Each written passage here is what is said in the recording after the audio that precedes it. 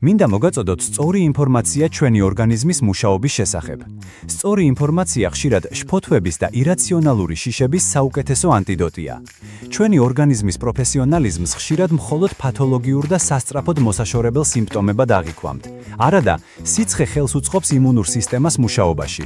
ხველა ბაშორებს მიკროორგანიზმებს ფილტვებიდან, ცემინებაც ასევე. ცხვირიდან ლორწოს დენას მოჰყვებიან პათოგენები. ტკივილი გვანიშნებს, რომ მივხედოთ მტკივნეულ ადგილს. ანთების სიცითლე შესიება სითბო ნიშნავს, რომ ლეიკოციტები თავიანთ სტიქიაში არიან.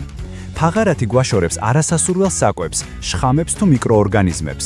ღებინებაც გვაშორებს, უბრალოდ სხვა მიმართულებით. ოფლიანობა აგრილებს სხეულს. მაღალი პულსი ან წნევის დავარდნას უკეთებს კომპენსირებას, ან სხეულს მაქსიმალურად აწვდის ჟანგბადს. ფერმკრთალი კანი გვეკითხება, ანემია ხომ არ გვაქვს?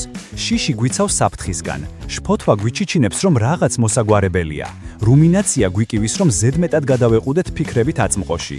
დაღლილობა გვაიძულებს რეგენერაციას.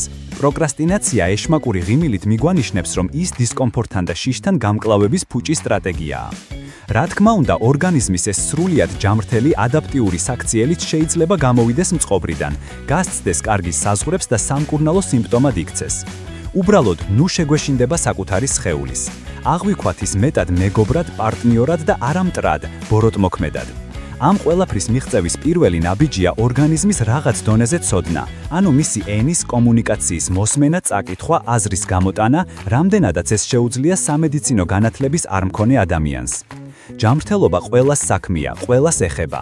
ამიტომაც არ დავიღლები იმის ხაზგასმით, რომ სკოლები დიდ შეცდომას უშვებენ ჯამრთელობის თემების არასაკმარისი გაშუქებით თუ სწავლებით. არაფერში არ გამოგადგებათ არც ერთი ჰაგიოგრაფიული საზეპირო, არც ერთი ომის თარიღი, თუ ოფლიანობაზე, ფაღარათზე ან ტემპერატურის აწევაზე გული გაგისკდებათ შიშით და ემერჯენსიში ირბენთ. ისწავლეთ, რაც შეიძლება მეტი სწორი ფაქტები ჯამრთელობაზე, ამაზე უკეთეს ინვესტიციას ვერ გააკეთებთ. გამოიყენეთ თუნდაც ბოლომდე კურა მედიანას რესურსი.